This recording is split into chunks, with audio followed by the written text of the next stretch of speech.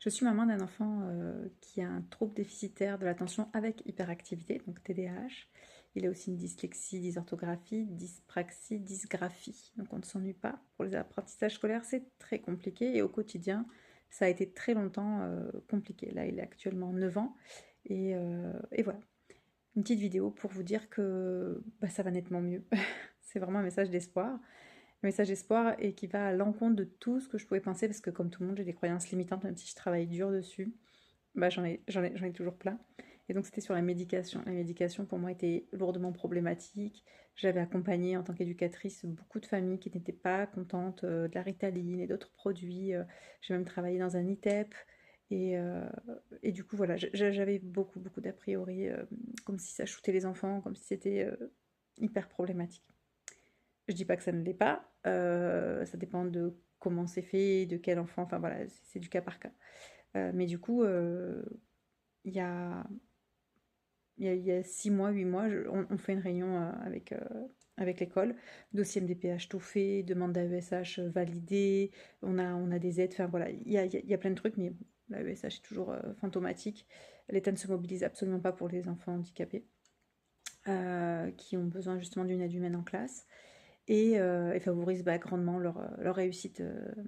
Ça défavorise vraiment leur réussite scolaire. Tout ça pour dire qu'en fait, à la réunion, je ne m'attendais pas à ce que le corps enseignant nous propose potentiellement l'idée d'envisager une médication, parce que notre enfant avait un taux d'attention de 3 secondes, ce qui est très peu quand on doit rentrer dans les apprentissages, clairement. Euh, et donc, voilà, il est suivi en ergothérapie. L'ergothérapeute était complètement d'accord avec la suggestion du corps pédagogique. Ça m'a beaucoup questionnée. Il y avait même l'enseignante spécialisée qui coordonne justement le lien MDPH. Donc son père et moi, on était un peu oh, ça pique et en même temps hyper stressés parce qu'on s'est dit et culpabilisés. Pas du corps enseignant et tout ça, hein, c'est nous, on se les fait tout seul, comme des grands et des grandes. On s'est dit, ah mais mince, il a déjà 2 ans de retard, ça veut dire que si là, il ne continue pas à progresser suffisamment dans ses apprentissages, l'écart va être trop important et donc du coup, il va être en classe spécialisée, ce qui n'est en soi pas un problème, mais ça veut dire que avec une médication, son taux d'attention pourrait évoluer et donc il pourrait rattraper en partie ou totalement son retard. Et ça, on pourrait se dire, quand même, ça vaut le coup d'y réfléchir. Donc, ça m'a énormément préoccupée. Je me suis culpabilisée parce que je me suis dit, mais ok, on va le médicamenter. Son père était d'accord. Je me suis dit, et pourquoi du coup là on dit oui et pourquoi on s'y est pas penché plus tôt? Plutôt, on n'était pas prêt, tout simplement. On n'avait pas dimensionné les conséquences aussi pour notre enfant. Et donc, moi qui suis énormément dans les thérapies psychocorporelles, c'est ce que j'ai fait. J'ai fait une consultation en kinésiologie pour mon enfant pour me rassurer de savoir si c'était ok pour son corps, si ça pouvait vraiment l'aider. Enfin voilà, et c'est des réponses avec le corps, donc chacun y croit pas. Mais bon, pour moi, on ne fait qu'un. Il n'y a que dans notre société, notre médecine occidentale, qu'on a dissocié l'épaule de la tête, de l'œil, de tout, alors que tous les organes sont reliés. Enfin bref, médecine traditionnelle chinoise, je vous invite à vous documenter, c'est fascinant. Et donc voilà, donc j'ai vu 2 professionnels différentes pour avoir 2 avis différents. J'ai beaucoup investigué, enfin beaucoup. J'ai investigué, c'est du temps, c'est de l'argent, mais j'avais à cœur d'avoir des réponses similaires pour me rassurer en tant que maman que je faisais le bon choix pour que mon enfant n'ait pas de séquelles et n'ait pas d'accoutumance, enfin toutes les questions qu'on se pose en tant que parent sur tous ces produits. Et le dosage maximal, parce qu'en kinésiologie, on peut aussi poser des questions sur le corps. Et donc, on fait le parcours de la combattante et du combattant, parce que mon mari s'est aussi impliqué dans ce processus. Et donc, on a commencé par des petits dosages et il est toujours à des faibles dosages, hein. Je vous spoil. Donc, on a commencé par midi kinette et ça s'est avéré plutôt concluant. Pas de gros troubles de l'appétit, pas de troubles de la personnalité, pas de troubles du sommeil. Et puis, on a compensé avec la dopamine, parce que le TDAH, il y a quand même des troubles du sommeil, on a un peu du mal à s'endormir.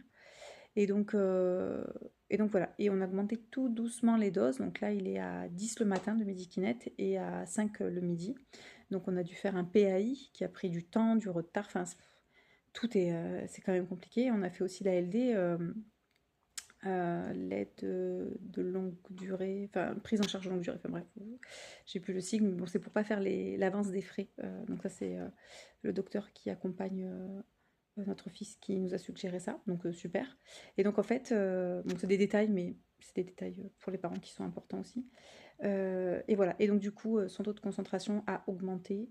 Là, je le vois écrire, je ne reconnais pas son écriture tellement c'est lisible, c'est appliqué. L'ergothérapeute nous fait des retours incroyables. La maîtresse aussi, qui fait du travail en autonomie. Enfin, c'était inenvisageable pour nous jusque-là. Donc voilà, je voulais nous féliciter en tant que parents d'avoir réussi à dépasser des croyances parce que franchement c'est pas facile de dépasser ça.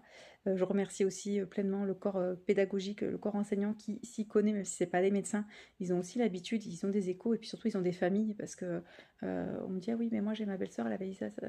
Et en fait c'est tout le réseau et en fait les parents, les professionnels qui ont des enfants qui accompagnent, ils deviennent aussi experts et expertes. C'est pour ça que c'est important d'entendre les différents témoignages et de se dire bah, pourquoi pas on teste. Et moi, une fois de plus, j'aurais rien fait si j'avais pas fait de la kinésiologie, parce que je crois en ça.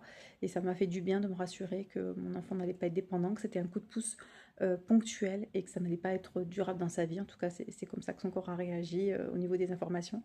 Donc voilà, je suis ravie. Puis j'ai écouté une autre vidéo d'une grande pédopsychiatre qui disait plein de choses qui m'ont pas toujours convenu, mais en tout cas qui avait énormément bûché sur tout ce qui était Ritaline, Medikinet, et qui disait qu'il y avait un médicament qu'elle validait dans le monde entier pour les enfants, c'était bien cela, parce que ça change leur vie, ça ne change pas apparemment la structure du cerveau. Je suis pas spécialiste, je suis pas pédopsychiatre, mais bon voilà, elle l'était, et elle était convaincue de ça. Donc c'est pas pour vous dire faites ça à tout prix, mais pour vous dire que nous on a cheminé, on a changé d'avis, on y est allé vraiment à reculons au tout début, et maintenant, on est ravis. Donc, ça n'engage à rien de tester parce que ce n'est pas un médicament qui donne une accoutumance.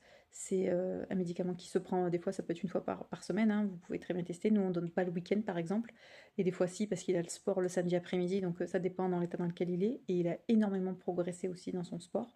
Donc on voit des changements. Et c'est pas magique non plus parce que le soir des fois, bah voilà, il a aussi bah, ses troubles qui reviennent un petit peu, mais en fait ça se stabilise, on a beaucoup moins de gros pics de crise de colère. Bon, il grandit aussi, gestion des émotions. Enfin, il y a quelque chose qui s'harmonise avec le temps, là, arrivé aux 9 ans, 9 ans et demi. Et ça fait du bien parce que à un moment donné, c'était un peu l'enfer sur Terre, quoi. La crise des 2-3 ans, elle était incroyablement violente et ça a perduré quand même jusqu'à 6-7 ans.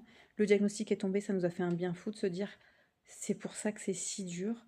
Et c'est pour ça qu'il y a des caps qu'il n'arrivait pas à passer, comme un enfant classique. Et en tant qu'éducatrice, en tant que mère d'un premier enfant, je voyais bien qu'il y a des choses qui n'étaient pas, on va dire, dans la norme. Et voilà, donc c'est bien de se dire en tant que parent, ouais, c'est dur, oui, on culpabilise, oui, on fait pas toujours les bons choix parce qu'on a des barrières, on a des croyances, et des fois, c'est des barrières qui font sûrement du bien à nos enfants, qui les protègent, hein. Tous les choix ne sont peut-être pas bons à prendre pour tous les enfants. Enfin, je donne pas de recette précise, mais je veux vous dire que vous n'êtes pas seul, que j'ai fait beaucoup de vidéos avec des spécialistes, que vous pouvez me poser des questions et j'y répondrai à la hauteur de mes connaissances et vous orienterez vers les professionnels qui sont vraiment des spécialistes. Et que faites-vous confiance et tournez-vous vers des professionnels qui sont à l'écoute du corps et qui pourront vous donner des informations pour avancer pour vous ou votre enfant. Voilà.